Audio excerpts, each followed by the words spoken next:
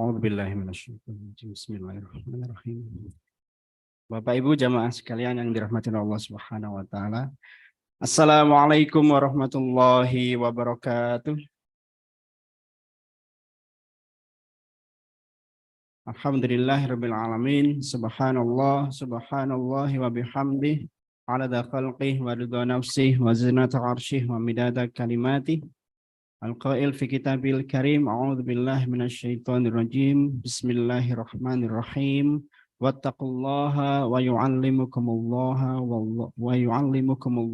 wallahu bikulli syai'in alim. Wa qala aidan wa qul bi fadlillahi wa bi rahmatihi fabidzalika falyafrahu huwa khairum mimma yajma'un.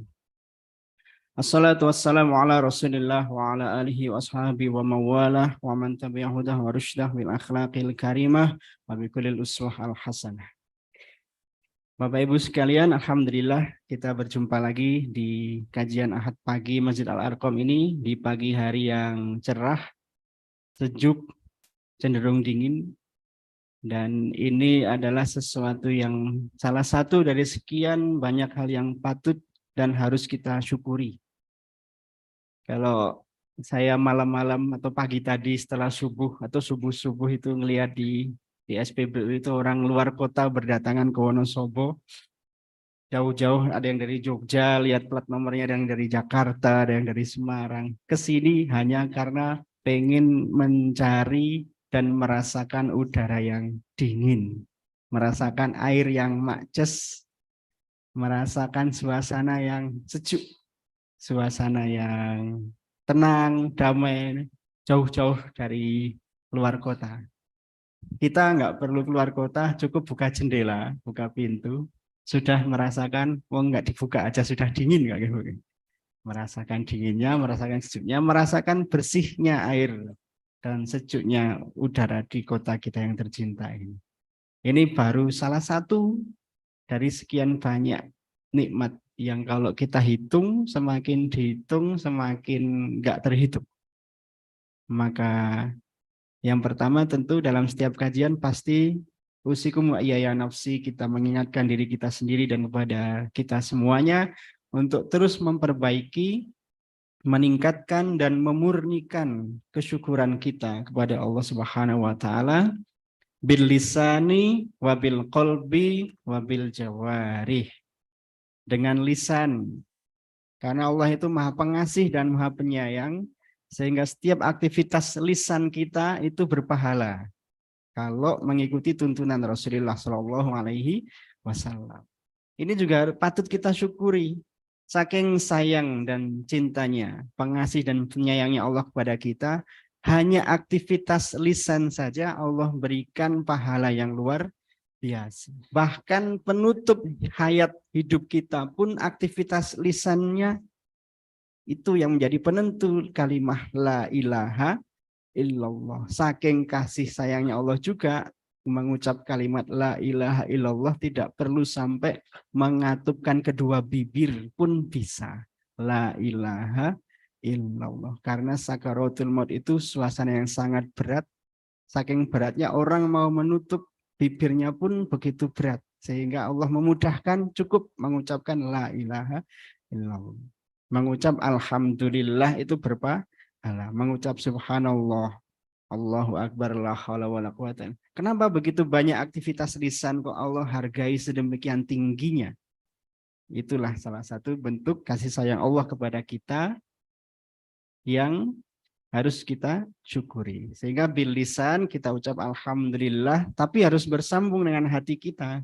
Karena hati ini harus selalu terhubung dengan Allah Subhanahu wa taala, sehingga alhamdulillahnya tidak berhenti di lisan saja tapi nyambung di dalam hati. Setelah itu apakah cukup? Tentu tidak, harus dilengkapi dengan al-jawarih.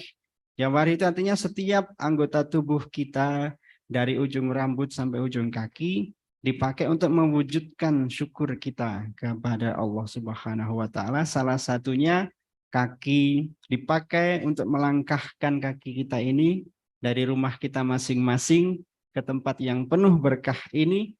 Itu setiap langkahnya juga bernilai pahala di sisi Allah Subhanahu wa taala. Kalau kita mau merenungi itu semua, insya Allah setiap aktivitas kita dari tadi bangun tidur sampai nanti kita tidur lagi, bahkan tidur kita itu pun tidak ada celah sedikit pun untuk kita berbuat hal yang tidak baik. Tidak ada celah sedikit pun untuk kita kehilangan pahala di sisi Allah Subhanahu wa Ta'ala.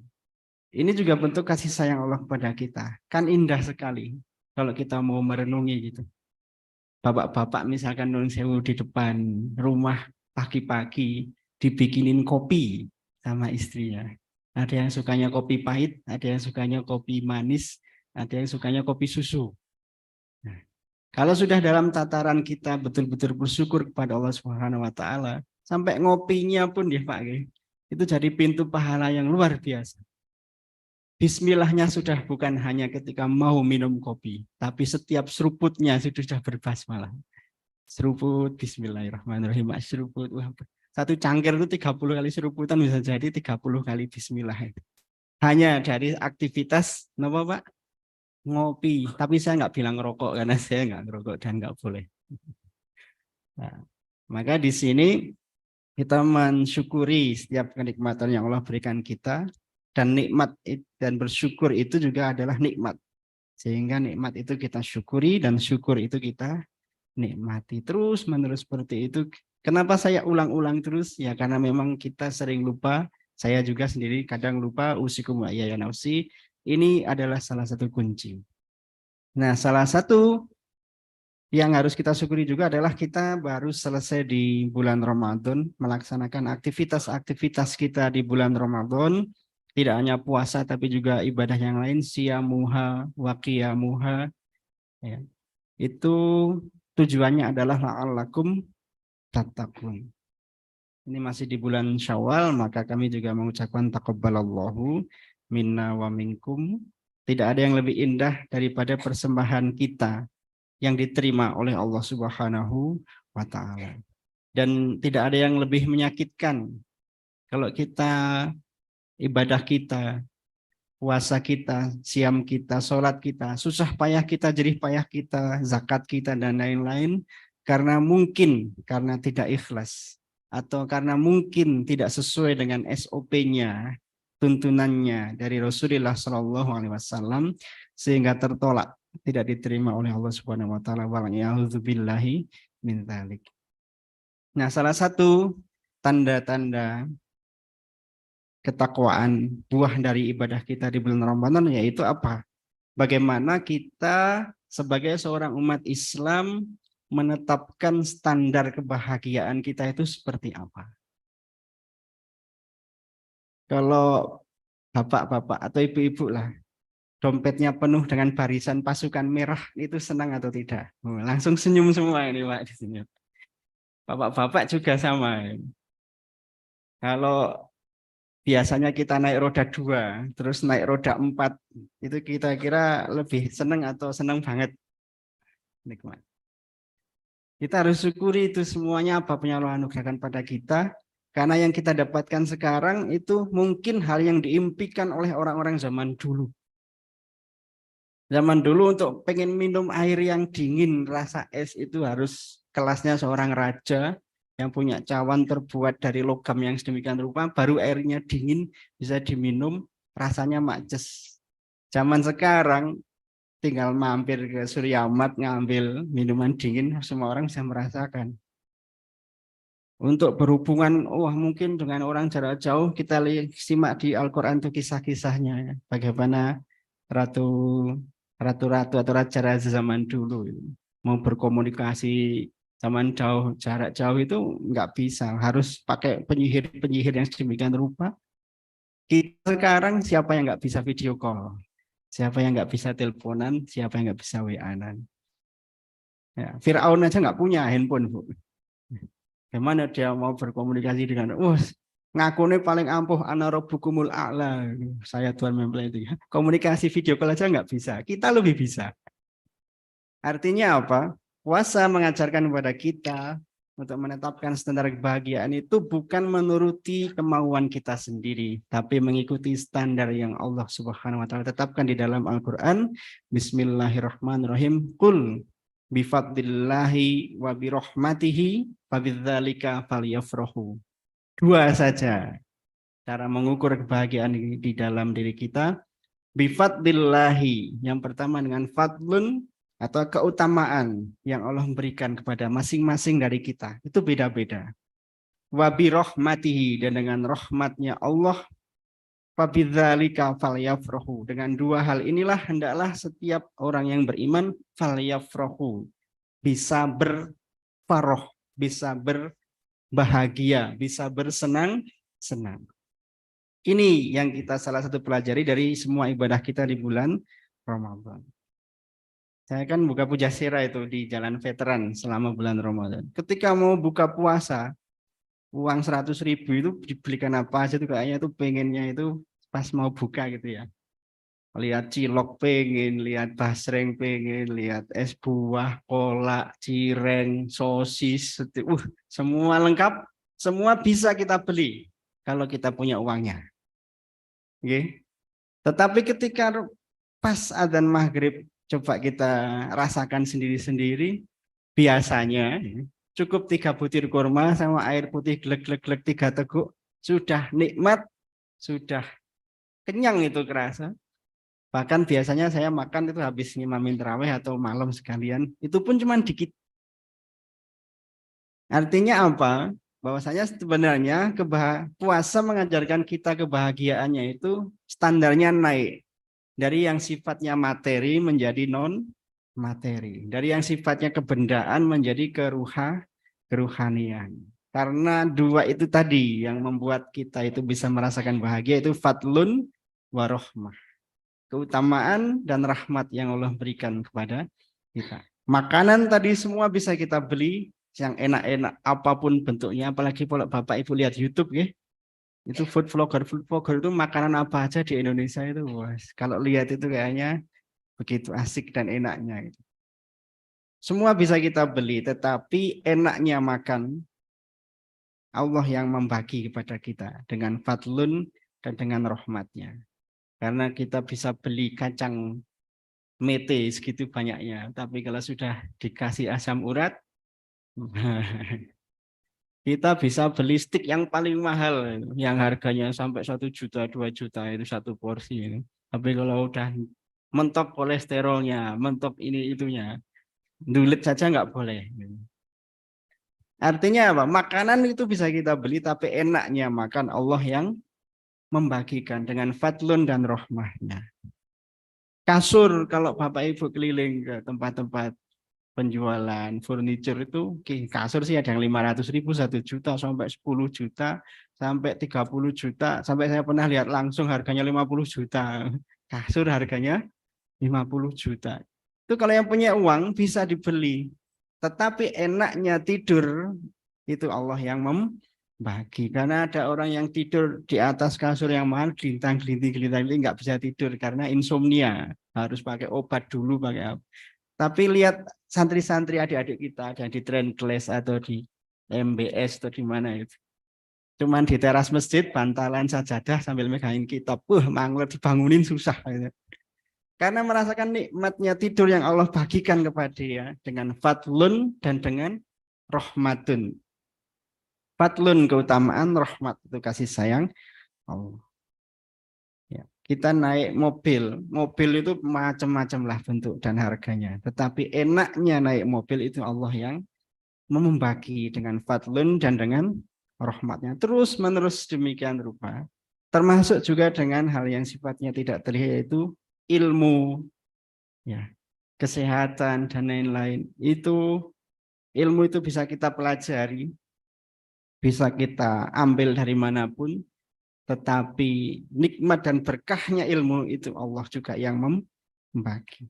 Bapak Ibu hadir di sini semuanya sama, duduknya sama, menghadap ke tempat yang sama, belajar ilmu yang sama. Tetapi keberkahan dari ilmu itu akan dirasakan berbeda-beda oleh masing-masing orang sesuai dengan fadlun dan rahmat yang Allah berikan kepada kita. Maka kita berdoa terus, mudah-mudahan standar kebahagiaan kita itu terus naik, bukan naik materinya, tetapi naik standarnya, memenuhi standar dan kriteria dari Allah Subhanahu wa Ta'ala. Amin Allahumma Amin. Kalau sudah seperti itu, insya Allah hidup kita tenang, enak, dan nyaman. Sahabat Nabi itu lengkap. Yang kaya ada, yang menengah ada, yang miskin ada, yang miskin banget ada, yang kaya raya, Masya Allah kayanya itu juga ada. Tapi semuanya standar bahagianya sama. Sehingga sahabat Bilal yang miskin seperti itu juga bahagia. Karena cukup berbakti dengan azan, terompah atau sandalnya sudah terdengar suaranya di surga. Tapi sahabat yang lain punya cara yang lain dan fadlun serta rahmat yang lain. Sahabat Utsman bin Affan, Abdurrahman bin Auf dan lain-lain itu berjuang dengan kekayaannya. Karena kayanya kalau dikurskan dengan sekarang itu luar biasa, bisa puluhan atau bahkan ratusan triliun tuh. Sampai sekarang kalau ibu-ibu ke Mekah atau Madinah tuh, di Madinah ada hotel Utsman bin Affan wakaf. Orangnya udah meninggal, hotelnya masih ada. Masih punya rekening di bank. Mengalir terus pahalanya. Memang begitulah cara Allah membagi fadlun dan rahmatnya. Masing-masing orang diberi keutamaan yang berbeda-beda. Maka di sini kita minta kepada Allah supaya diberikan fadlun dan rahmat di dalam setiap unsur kehidupan kita, sehingga kita menjadi orang yang yafrahu, orang yang berbahagia dengan keutamaan dan rahmat yang Allah berikan. Bukan karena mobilnya, bukan karena makannya, bukan karena tempat tidur dan rumahnya dan lain sebagainya. Itu semua adalah sarana saja dari Allah untuk membagikan keutamaan dan rahmatnya. Yang kedua terkait dengan sholawat dan salam kepada Rasulullah Shallallahu Alaihi Wasallam. Puasa juga mengajarkan kita untuk mengukur diri kita. Seperti apa sih, setinggi apa sih, seotentik apa sih kecintaan kita kepada Nabi kita Nabiullah Muhammad Shallallahu Alaihi Wasallam. Sudah refleks, begitu mendengar nama beliau kita bersolawat. Begitu melihat tulisan beliau saja sudah refleks tanpa diminta, langsung kita bersolawat. Buka WA di grup ada tulisan nama Muhammad, baik itu Arab ataupun Latin, langsung refleks kita bersolawat Sallallahu Alaihi Wasallam. Nah, untuk pagi hari ini kajian kita tidak banyak, tetapi mudah-mudahan ini penting dan bermanfaat terkait bagaimana kita menjadi seorang generasi Muslim yang kompeten dengan berbagai usia kita. Saya lihat di sini kayaknya saya yang termasuk paling muda. Ada yang lebih di atas saya yang menengah, ada yang sudah sepuh. Masing-masing mempunyai ayah, mempunyai tanda, mempunyai bakat, mempunyai kelebihan yang Allah titipkan kepada dirinya. Wa fil ardi ayatul lil muqinin. Di dalam bumi yang kita pijak ini terhadap ayat bagi orang-orang yang meyakininya. Wa fi anfusikum, kata Allah, jangan lupa. Di dalam setiap diri kalian itu juga ada ayat, ada tanda, ada bakat, ada kelebihan yang Allah titipkan. Afala tubsirun, apakah engkau tidak melihat? Afala tatafakkarun, afala taqilun. Biasanya di Al-Quran kan ayatnya seperti itu. Maka kita sebagai generasi yang Muslim harus meyakini dan melihat apa yang Allah sudah titipkan, apa yang Allah sudah anugerahkan, apa yang Allah sudah berikan, bekalkan kepada diri kita masing-masing. Maka untuk menjadi seorang Muslim yang berkompeten, biasanya ada tiga gitu. 3 hal yang harus kita gabungkan, tidak dipilih-pilih seperti orang makan kondangan. Dan saya kalau orang kondangan, dahari pun pripun Ibu? Prasmanan, hanya diambil yang suka-suka saja. Tetapi sebagai orang yang Muslim, kita ambil apa yang Allah sudah sediakan di dalam kehidupan kita. Misalkan terkait dengan zikir, fikir, dan ikhtiar. Ini harus lengkap di dalam kehidupan kita. Karena apa? Karena kalau dipilih-pilih dan cuma diambil-ambil yang kita suka, itu biasanya yang pinginnya melahirkan maslahah, justru malah kadang menimbulkan masalah. Kata kuncinya 2, maslahah dan masalah. Masalah itu dari bahasa Arab, maslahah juga dari bahasa Arab. Maslahah itu dari kata-kata solaha, yasluhu, kebaikan, kesolihan, kesempurnaan, keutamaan, al-maslahah. Kalau masalah dari kata-kata sa'ala yas'alu, mas'alatun, ya, itu problem. Sebagai contoh, zikir, fikir, dan ikhtiar. Zikir ini terkait dengan keruhanian, kejiwaan kita. Fikir itu terkait dengan keilmuan kita. Ikhtiar itu terkait dengan jasad kita, bagaimana memaksimalkan potensi yang Allah berikan.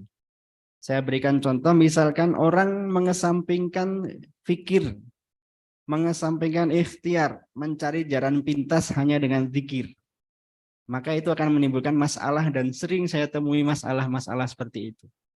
Misalkan pengen kaya, pengen sukses, tapi pengennya jalan pintas. Akhirnya hanya mengambil satu saja, yaitu dengan zikir. Kalau pengen dagangannya laris, silahkan pakai zikir ini 300.000 kali. Itu alat ngitungnya sampai error. Apakah dapat? Insya Allah bisa dapat.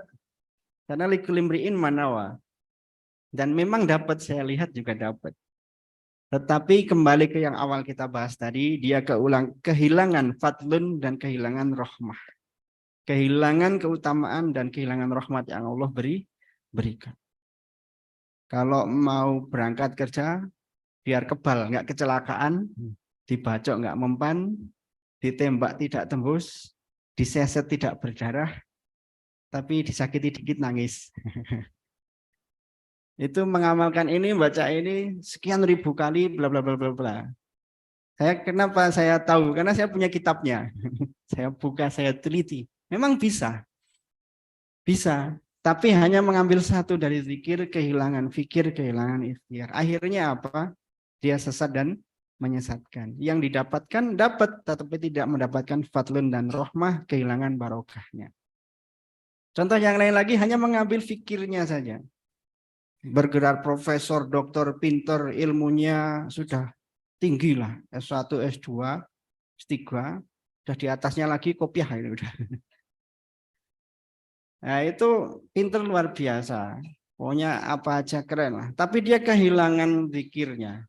Ikhtiarnya oke, fikirnya oke, keilmuannya hebat, ikhtiarnya luar biasa, tetapi zikirnya terputus pada Allah Subhanahu wa taala. Dan perlu diingat, zikir terbaik adalah sholat. Aqimis sholata li dzikri. Akhirnya apa yang terjadi? Sama saja, sesat dan menyesatkan. Betapa banyak yang gelarnya profesor, doktor, tapi ujung-ujungnya korupsi misalkan. Atau ujung-ujungnya ilmunya tidak bermanfaat, jangankan untuk orang lain. Ada pernah seorang ibu curhat, anak saya itu udah profesor, sudah doktor. Wah, pokoknya ilmunya udah tinggi banget yang saya bilang tadi. Di atasnya udah kopiah itu udah. Tetapi jangankan untuk orang lain, jangankan untuk saya ibunya, buat dirinya sendiri aja dia itu nggak bermanfaat. Wa'iyadzubillah min dzalik. Maka kelengkapan zikir, fikir, dan ikhtiar ini tidak bisa tidak menjadi hal yang wajib bagi seorang muslim. Diri kita dibiasakan dengan ini, kemudian kita turunkan kebiasaan itu kepada anak-anak kita dan generasi-generasi yang akan datang. Tantangan anak-anak kita nanti Bapak Ibu jauh lebih berat daripada kita. Tantangan anak-anak kita itu jauh lebih berat daripada kita. Semuanya serba digital, semuanya serba online. Bapak Ibu pernah nggak ngecek HP anaknya? Kalau mau ngecek gimana caranya?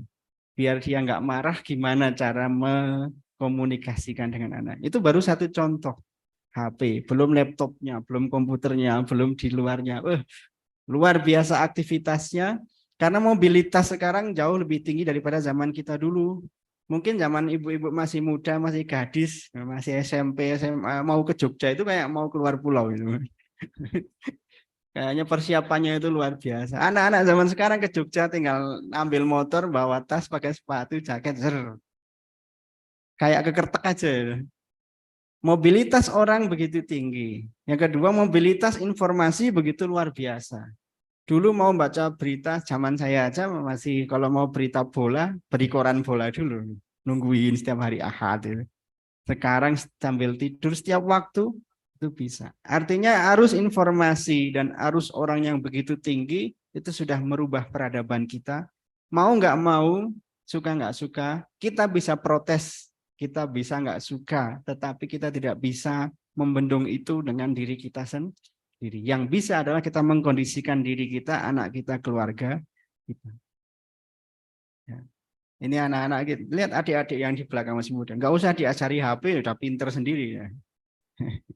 Maka ini perlu menggabungkan antara iman, ilmu juga dengan amal. Nggak bisa hanya iman saja di masjid setiap hari, tapi tidak ada manfaatnya bagi diri sendiri dan bagi umat yang sekian banyak. Atau sebaliknya, berkiprah di mana-mana tapi tanpa keimanan dan tanpa ilmu. Akhirnya juga sesat dan menyesatkan. Kemudian trilogi Islam, iman, dan ihsan. Ini juga menjadi sangat penting. Kalau kita sudah rutin sholat, zakat, puasa, haji, dan sebagainya, ibadah-ibadah itu, kita sudah berislam, tetapi harus ditingkatkan lagi dengan meningkatkan keikhlasan kita, supaya kita mencapai taraf iman. Sampai taraf yang tertinggi nanti adalah ihsan. Ihsan itu apa? Anta'budallaha ka'annaka tarahu fa in lam takun tarahu fa innahu yaraka. Kita beribadah setiap aktivitas kita, baik ibadah makdoh. Ibadah makdoh itu apa? Ibadah ghairu maqulatil makna. Yang kita itu paham nggak paham, suruh ngerjakan. Ibadah yang tidak perlu pakai logika, tidak perlu dipikir kenapa-kenapa, sudah kerjakan saja. Itu adalah ibadah makdoh. Contohnya sholat, zakat, puasa, dan lain sebagainya.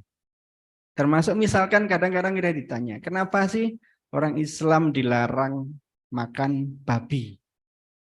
Kadang kan kita jawab macam-macam gitu ya. Karena ada cacingnya, karena ada ini. Nanti ada orang jawab, kalau cacingnya sudah dibunuh gimana?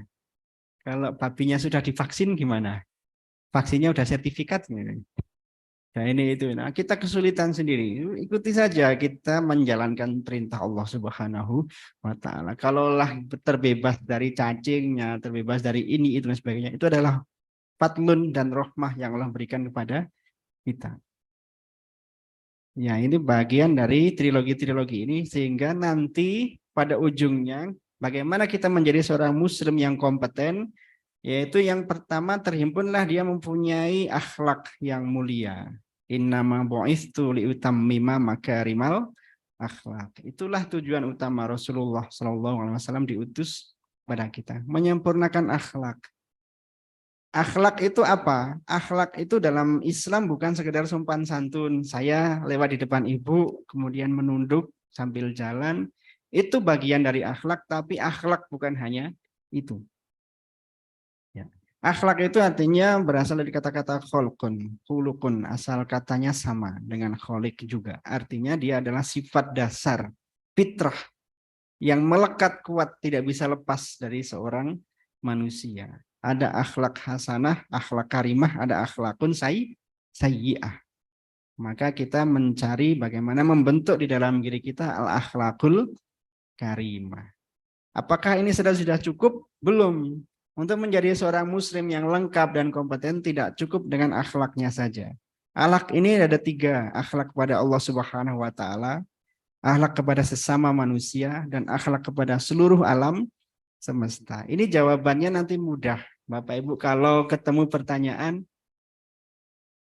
itu teman saya sudah berhijab tiap hari sholat, tapi masih suka gibah, masih suka ngulek-ngulek tanggane, masih suka ini itu berbuat. Itu teman saya yang satu nggak pakai hijab, tapi akhlaknya baik. Wah ini udah mulai. Tapi dia sopan, dia baik, suka bersedekah. Kira-kira pilih yang mana ya Ibu? Ya, apakah terus kita memilih salah satunya? Ya Pak. Ini kalau anak-anak kita nggak dibentengi dengan pengetahuan semacam ini bahaya. Akhirnya dia bisa memilih tidak apa-apa, nggak berhijab. Yang penting akhlaknya baik. Mulia sekali itu berkatanya. Seakan-akan itu tidak apa-apa, tidak berhijab. Yang penting akhlaknya baik. Tidak apa-apa, nggak sholat. Yang penting suka menolong. Akhlak itu harus lengkap. Tadi 3 itu tidak lengkap, maka tidak disebut akhlak. Yang belum berhijab tapi sudah baik, ya didoakan terus supaya nanti berhijab. hijab. Yang sudah berhijab tapi belum baik, ya didoakan terus supaya nanti menjadi lebih baik. Karena akhlak itu memang tiga. Akhlak kepada Allah Subhanahu wa taala, akhlak kepada sesama manusia, dan akhlak kepada seluruh alam semesta. Nah, ini harus dipilah. Setelah akhlaknya lengkap, apakah cukup? Tidak. Harus ada knowledge, ilmu, pengetahuan. Itu yang saya sampaikan, dari setiap bakat yang Allah berikan kepada kita tadi, itu kan berbeda-beda. Maka setiap aktivitas dan bidang yang kita geluti ada knowledge, ada ilmunya. Jangankan orang berbuat buruk, berbuat baik. Orang berbuat jahat saja butuh ilmu. Contoh yang paling up to date nih hari-hari ini. Hampir seminggu kemarin, mungkin non sewu Bapak Ibu di sini ada yang jadi nasabah BSI. Ada yang jadi nasabah Bank Syariah Indonesia. Hampir seminggu kemarin nggak bisa ngapa-ngapain tuh. Saya ke kantornya nggak ada aktivitas, m-bankingnya error semua, nggak ada transaksi selama berhari-hari. Wah, kacau, seluruh Indonesia geger. Ternyata dihack, ngehack bank dengan 19 jutaan lebih data nasabahnya dan lain sebagainya. Kira-kira itu perbuatan baik atau buruk? Perbuatan. Butuh ilmu atau enggak? Kalau saya tanya ke ibu-ibu, bisa nggak ngehack BSI sekarang? Saya kasih laptop saya deh. Tidak bisa kan? Atau bapak-bapak di sini. Yang ahli IT pun silahkan itu. Bisa nggak saya tantang ngehack? Nggak bisa. Bahkan untuk berbuat buruk, berbuat jahat pun butuh ilmu tuh. Maka kita sebagai seorang muslim, untuk menyempurnakan akhlak kita, harus punya ilmu yang kompeten di setiap bidang yang kita geluti. Sehingga nanti ada skill juga yang terbentuk dari situ. Nah, inilah yang perlu kita wariskan pada anak-anak kita, generasi muda dan generasi yang akan datang. Kalau tanpa ini, insya Allah mereka itu kehilangan arah. Sehingga yang terjadi, ini fakta yang harus kita lihat setiap hari, dia mencari kebanggaan dengan cara-cara yang lain. Contohnya, akhlaknya nggak punya, knowledge nggak ada, pengetahuannya nggak punya, skill yang bisa diandalkan belum punya. Hanya mencari kebanggaan dengan cara yang lain. Dia ambil motor, beatnya bapaknya diambil, ditrondoli, diganti knalpot yang brong, yang tadinya jadi istilahnya beat ember gitu ya. Ambil nggak pakai helm, karena kalau pakai helm kurang bangga. Akhirnya trek-trekan, nutup jalan, drag race di jalan raya. Itu salah satu penyebabnya adalah karena kita mungkin tidak membekali anak-anak kita dengan tiga hal ini. Sehingga dia tidak punya apapun untuk dibanggakan. Sehingga dalam konsep pendidikan Islam yang baik, setiap bakat anak itu diwadahi. Sehingga dia bisa punya akhlak, punya pengetahuan, dan punya skill yang membuat dia sibuk dengan ketiga hal itu. Tidak sibuk mencari kebanggaan dengan cara-cara yang lain. Memang dia sukanya di bidang IT, ya sudah difasilitasi. Ada teman saya itu, murid saya, itu minta laptop, minta apa, harga berapapun dibelikan oleh bapak ibunya. Karena memang dia bakatnya di bidang IT. Masih kecil, sampai dia dewasa, ya dia ahli di bidang IT itu, ahli IT yang rajin sholatnya, ahli IT yang lengkap puasanya, ahli IT yang hafal Quran meskipun belum 30 juz tapi juz 30. Ahli IT yang puasanya oke, ibadahnya keren, akhlaknya baik. Bakatnya tersalurkan sehingga dia motor aja nggak pengen gitu. Kalau pakai motor kadang pinjam punya saya. Karena memang bakatnya sudah tersalurkan, akhlaknya dapat, pengetahuannya dapat, skillnya dia punya, sehingga dia tidak, jangankan merusui orang lain lah, dia sudah pikirannya hanya bagaimana bermanfaat untuk dirinya sendiri dan untuk orang banyak. Itu bakat dia di situ. Kalau ada yang bakatnya ini, itu, dan sebagainya, disinilah kita mewadahi itu semuanya, sehingga nanti anak-anak kita, generasi muda, kenapa saya lebih banyak bahas kalau di masjid ini terutama tentang generasi-generasi muda, karena itulah harapan kita di masa yang akan datang, itulah investasi abadi kita yang akan kita panen ketika nanti kita sudah meninggal. Kalau kita nggak punya anak gimana? Kita tanam di anaknya orang lain. Dengan cara apa? Kan ada tiga ini. Waladun solih, terus sodakoh jariyah, waladun solih, ilmun yun tafa'ubi. Nggak punya anak, ya kita dengan wakaf. Nggak punya wakaf, ya dengan ilmu yang kita tanamkan kepada orang banyak. Terus menerus seperti itu. Ketika tiga hal ini sudah tergabung di dalam anak, dalam generasi kita yang akan datang, dia akan menjadi orang yang kompeten di bidangnya masing-masing. Ada anak muda yang memang hobinya ngopeni masjid. Saya openi mereka. Karena memang mereka ngopeni. Sudah ada tiga staf saya yang bagian ngurusi masjid keliling kemana-mana dan meninggal. Yang meninggal tiga maksudnya. Itu dia kompeten di bidang itu. Bahkan sekedar membersihkan masjid pun ada ilmunya. Membersihkan toilet masjid itu beda dengan toilet di rumah. Memberikan ini itu. Di bidang kesehatan, keuangan, bisnis, pertanian, dan lain-lain. Harus digabung tiga hal ini. Kalau cuman pengetahuan saja, skill saja, tidak ada akhlaknya, itu akan menimbulkan kerusakan di mana-mana. Atau akhlaknya bagus, skillnya dapat, tapi nggak punya ilmunya, itu juga sama, menimbulkan kerusakan juga. Saya kasih contoh kecil saja. Ketika saya melakukan pemberdayaan di bidang laundry. Laundry itu kan modalnya nggak butuh besar, Bu. Paling 3 juta, 4 juta, mesin cuci, setrika. Nah, ketika kita bukakan usaha di bidang itu ilmunya harus dapat dulu dengan akhlaknya sehingga skillnya terbentuk. Contoh kecil saja, ketika nerima laundryan dari seorang ibu-ibu, kemudian laundryannya itu non sewu ada bekas ompolnya, ya, ada ompolnya, ada ompol. Ini kan nggak tahu nih ompolnya bayi laki-laki atau perempuan, atau non sewu jangan-jangan ompol yang bukan anaknya ini, gitu. Nah, dan lain sebagainya. Ini kita nggak tahu sebagai orang di laundry. Kadang mau nanya mungkin nggak enak, tapi jelas ini laundryan yang saya terima ada ompolnya ini, non sewu, ada najisnya. Kalau tidak tahu ilmunya, dia akhlaknya baik, skillnya dapat, tapi kan nggak tahu ilmunya, suka masukkan mesin cuci, bersih, wangi, tetapi bisa jadi tidak suci. Kalau dia seorang yang paham ilmunya, dia akan cuci dulu dengan air saja sampai hilang najisnya, baru dia laundry seperti biasa sampai selesai. Dan yang nerima karyawannya, maka karyawannya juga harus dibekali ilmunya. Terus menerus seperti tergabung tiga hal ini, maka akan lahir maslahah, bukan masalah. Kalau enggak, salah satunya hilang, pasti timbul masalah. Akhlaknya bagus, pengetahuannya bagus, tapi nggak ada skillnya. Itu juga pasti akan menimbulkan masalah. Ya, kelihatannya mau mencari manfaat, justru malah melahirkan madorot. Ya, ini dalam bidang-bidang ini, itu anak-anak kita harus kita bekali dengan tiga hal ini. Nanti insya Allah akan kerasa itu hasilnya. Nah, harus ada orang-orang yang memang mendakwahkan hal-hal yang seperti ini. Makanya saya kadang mohon maaf suara saya jadi agak kurang ini juga karena kurang tidur mungkin ya Bu ya.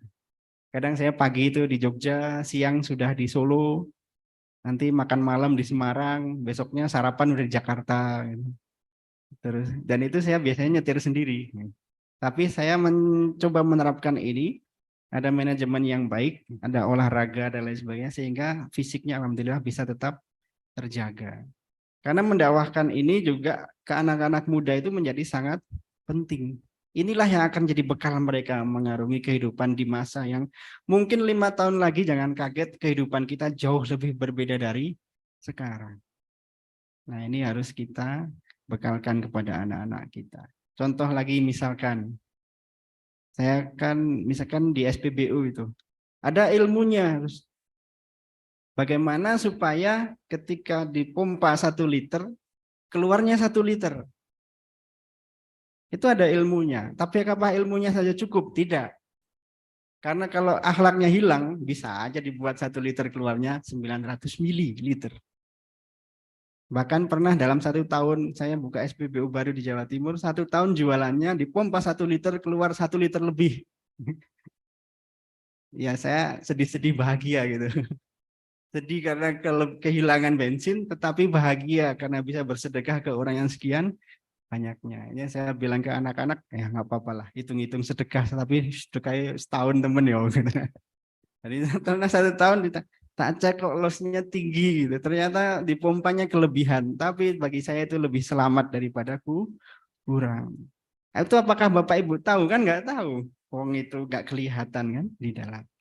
Tetapi kalau kita sudah menerapkan akhlaknya, ada ilmunya, dan ada skill yang kita pakai di situ, menjadi seorang muslim yang kompeten di bidangnya, itu insya Allah melahirkan maslahat bagi banyak orang. Itu baru contoh kecil. Bagaimana timbangan supaya timbangannya selalu pas. Dan timbangan juga macam-macam, nggih. Ada timbangan manual, ada timbangan digital. Itu lebih rumit lagi itu yang digital itu gimana mengkalibrasinya. Ada di bidang pendidikan, bagaimana menerapkan ini itu. Nah, tujuannya apa? Ini karena waktunya sudah hampir habis. Mempelajari apa yang kita ambil dari Quran yang ayatnya terpanjang. Di surah Al-Baqarah ayat 282. Itu secara khusus memang berbicara tentang hutang piutang. Tetapi dalam tafsir atau bari kita bisa mempelajari bahwa ayat ini mengajarkan kepada kita agar setiap bidang yang kita geluti itu mempunyai tata kelola, sistem, dan manajemen yang baik. Saya kan cuma bakul buah di pasar. Tetap dia harus punya manajemen yang baik. Saya kalau suruh jual buah ya nggak bisa, saya nggak punya ilmunya. Mungkin busuk semua itu yang saya jual bisa jadi. Karena nggak punya ilmunya, maka harus ada ilmu, akhlaknya dan skillnya. Ya, maka belajar dari ayat ini, idza tabayatum bidainin ya ayyuhalladzina amanu bismillahirrahmanirrahim ya ayyuhalladzina amanu idza tadayantum bidainin ila ajalin musamman faktubuh. Artinya setiap yang kita aktivitas ada di dalamnya kita kelola itu diusahakan dikelola dengan baik, dengan tata kelola yang baik dari kata-kata faktubuhu. Maka artinya secara bahasa tulislah.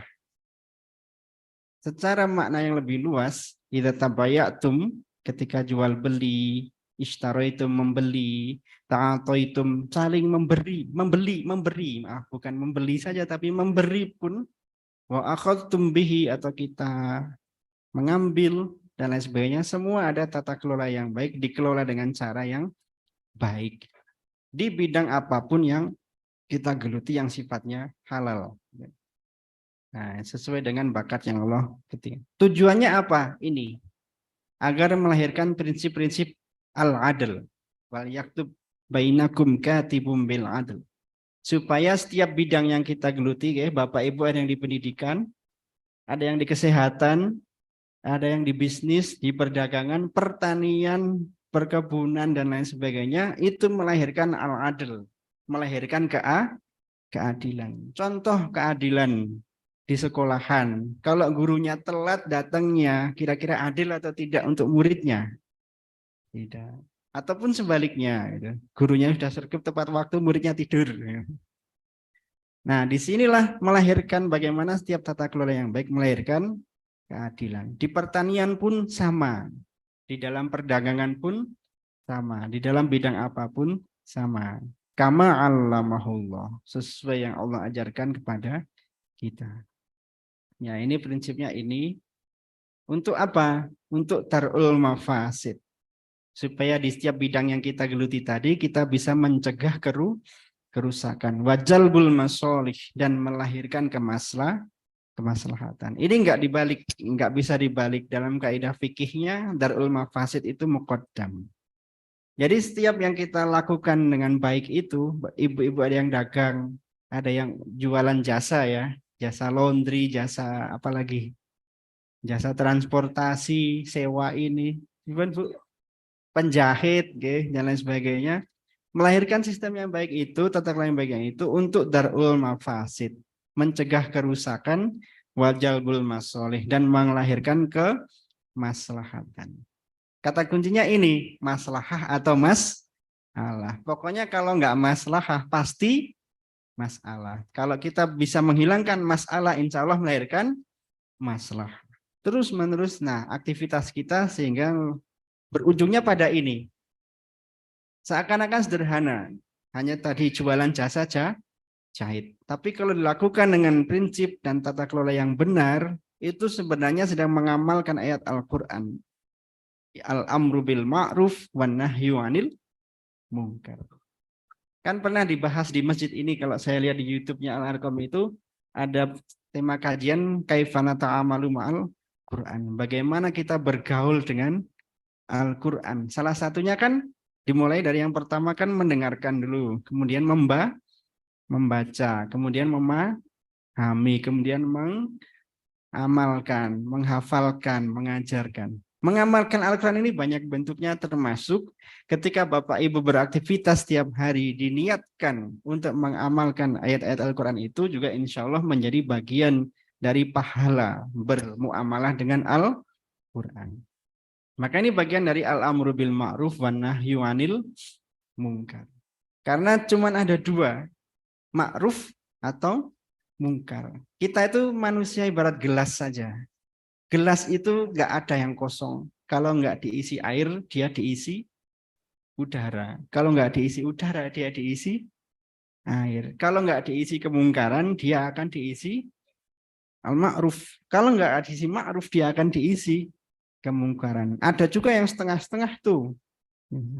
Gelas diisi setengahnya air, setengahnya udara. Nah, itu kita belum sempurna. Mungkin mudah-mudahan Allah menuntun dan terus membimbing kita semua. Amin Allahumma amin. Ini menjadi sedikit renungan bagi kita, bagi generasi-generasi kita yang sudah tua ini, yang muda, yang masih sangat muda, semuanya berhak mendapatkan hal yang sama.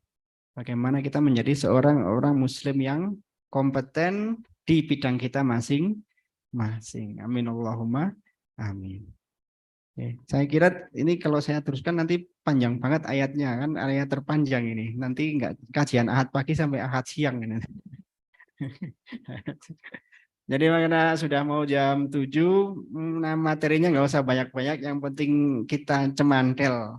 Kalau bahasa ilmu ulama itu malakah.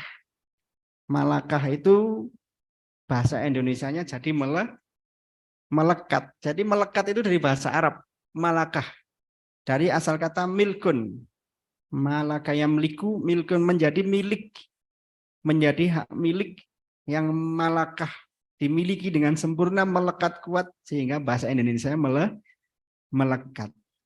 Mudah-mudahan yang sedikit ilmunya, tapi karena kembali ke yang awal tadi, Allah berikan kita fadlun, berikan kita rahmah, sehingga ilmu yang sedikit menjadi malakah, menjadi berkah, ziyadatul khair, bermanfaat, melahirkan manfaat, tidak hanya bagi diri kita sendiri, tapi juga bagi banyak orang. Amin Allahumma amin.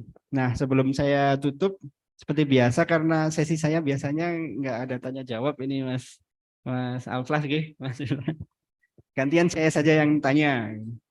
Insya Allah hari ini saya masih punya voucher Pertamax, ada 4, masing-masing 50.000. Ada tanggalnya tanggal 14 Mei. Kalau besok menjadi Pertamax, jadinya solar kali. Maka saya berikan yang satu untuk ibu-ibu, satu untuk bapak-bapak, nanti satu untuk yang di belakang, satu lagi panitia mau nggak? Pertanyaan untuk bapak-bapak dulu dah, karena bapak-bapak harus duluan ini kayaknya. Waktunya sudah mau habis. Surat terpanjang, maaf. Ayat terpanjang di dalam Al-Quran, surah Al-Baqarah ayat, angkat tangan, nama, sebutkan. Bapak, angkat tangan, namanya Bapak. Oke. Surah apa Pak?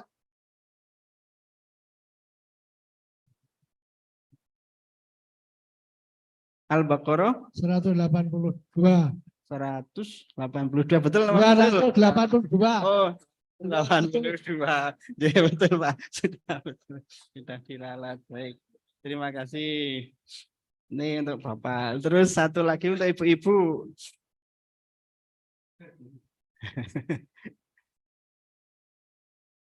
Bisa diteruskan ayat ini, insya Allah sudah hafal semua. Oke, bismillahirrahmanirrahim. Wa ma khalaqtul jinna wal insa. Oke, namanya dulu Ibu. Bu Nurhidayati dari Dari Klesman. Oh, jauh ya, Bu. Oke. Itu butuh bensin banyak itu. Wa ma khalaqtul jinna wal insa illa liya'budun. Oke, terima kasih. Masih ada dua, satu untuk yang di belakang ya. Khusus yang pintu ke belakang sana. Pertanyaannya yang paling mudah aja lah untuk yang di belakang sana itu ada berapa surah di dalam Al-Quran? Angkat tangan. Ibu yang samping tiang tadi Ibu. G, namanya siapa Ibu? G. Dari mana Ibu? Dari Sitojoyo?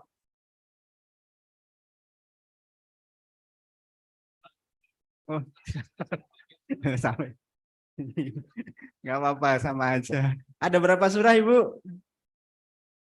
114 surah di dalam Al-Quran. Baik, terima kasih. Masih ada satu nih buat panitia apa buat jamaah gitu. Oh, panitianya nggak mau.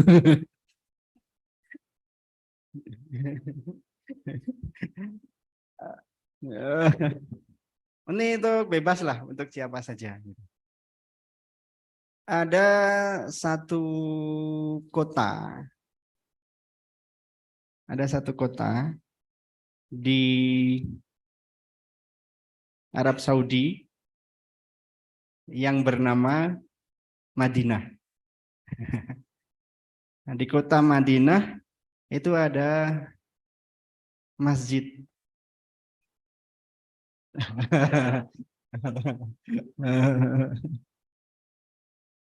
Ada masjid di kota Madinah, ada Masjid Nabawi, ada Masjid Al-Madinah Al-Munawwarah. Tapi kayaknya di dekat situ itu juga ada salah satu masjid yang pertama kali dibangun oleh Nabi Muhammad SAW. Ya, angkat tangan Ibu, angkat tangan Ibu-ibu Pak yang angkat dulu. Ibu namanya Ibu, ya, Ibu Lilis ya. Namanya Masjid Kuba. Tapi ya, belum selesai pertanyaannya. Pakai Qaf atau pakai Kaf? Oh, pakai Masjid Kuba. Ya, alhamdulillah. Sudah habis. Baik, terima kasih. Demikian yang bisa kami sampaikan. Mudah-mudahan yang sedikit ini bermanfaat dan mudah-mudahan ilmu yang kita dapat mendapatkan fadlun, rahmah, mendapatkan berkah dari Allah Subhanahu wa taala. Amin Allahumma amin. Demikian dan nasrun wa fatun qarib. Wa basyiril mu'minin. Wassalamualaikum warahmatullahi wabarakatuh.